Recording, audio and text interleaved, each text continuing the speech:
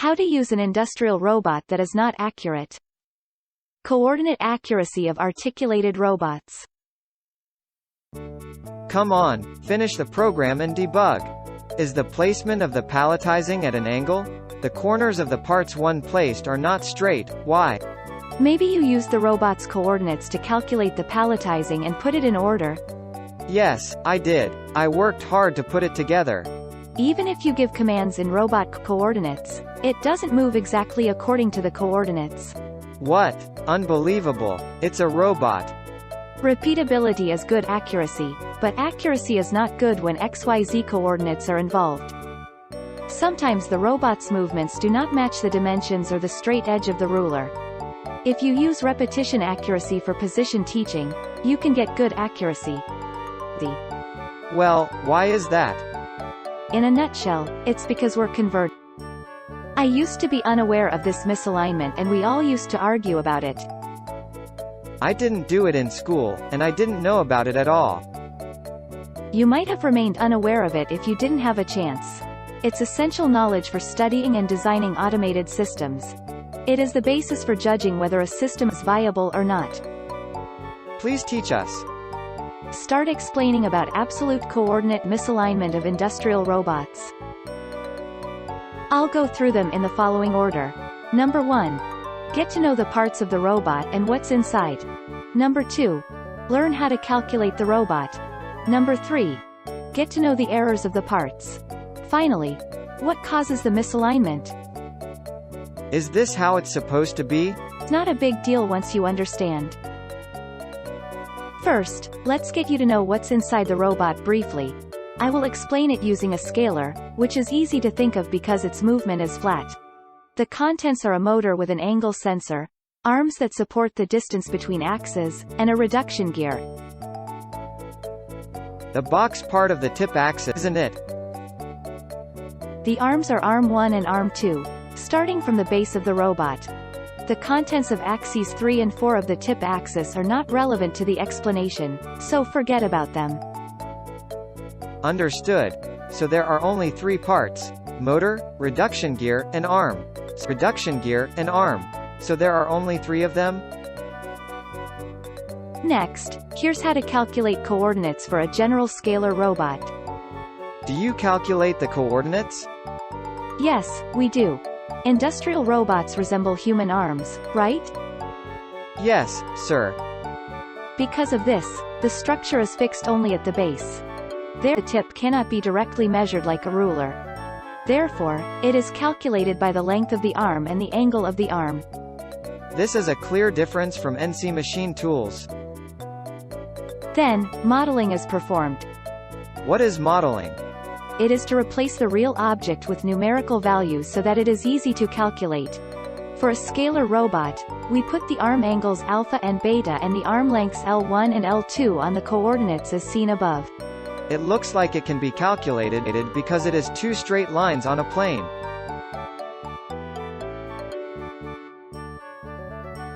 Next, let's look at how to calculate coordinates in this model. Calculate alpha, beta, L1, and L2 using trigonometric functions. Calculate the lengths of arm 1 and arm 2 in the XY coordinate direction respectively. Add the two together to obtain the coordinates of the tip from the origin. I can manage that. Forget the formulas. Just note that the coordinates are obtained by alpha, beta, L1, and L2. Yes, I got it. Now, those are the arm lengths and arm angles we saw earlier. We used L1 and L2 in our calculations, but what values do we actually put in the calculations? The length between the shafts of the arms, for example, 300 millimeters. That's right. The calculation is based on the ideal length for which the arm was designed. How many is the actual length of the actual robot you have in front of you? What, 300 millimeters, isn't it? Industrial parts have a processing error, so it should be a little off, like 300.2 millimeters. What? A little off? Let's say you want 100 pieces of tape at 100 millimeters. Put it on the ruler and cut it. But, can you cut it exactly 100.0000? That is impossible. It will be so small that you can measure it with a ruler. Like 100 plus or minus 2. Does that mean you can go up to 98 to 102 millimeters? That's right. When we make things, we only use things that are in the 98 to 102 millimeters range. We call it tolerance. How do you determine plus or minus 2? The machine designer determines the tolerance by balancing the accuracy with the required functional capability and processing method. Keep in mind that industrial products have a wide range of dimensions. In addition to this machining error, the reducer gear will also have an error. The reducer gear also have errors. The gear ratio is a clean deceleration, isn't it? The average reduction ratio after several rotations is constant. However, during rotation, the reduction gears may be too far ahead or in the ideal angle. The figure shows the relationship between the input and output shafts in the case of a 1-to-1 reduction gear. Even if the input axis rotates at a constant angular velocity, the output axis does not form an ideal straight line and lags behind or ahead of the input axis. I see. The software is created with the target value, but in reality, it is misaligned. Other factors such as sensor zero-point misalignment, geometric tolerance of the machine's surface, assembly accuracy, etc., and environmental factors such as thermal expansion, gravity, etc., also affect the output axis. So the actual product is misaligned. How much of a discrepancy is it really? Let's consider a 300 mm arm for a moment.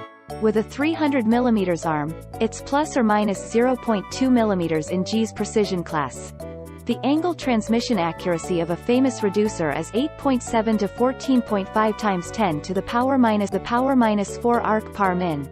So for a 300 mm arm, it would be 0.26 to 0.44 mm in width. If you force the expression to match, it is plus or minus 0.2 millimeters. The errors vary, so they do not add up, but this is a rough estimate.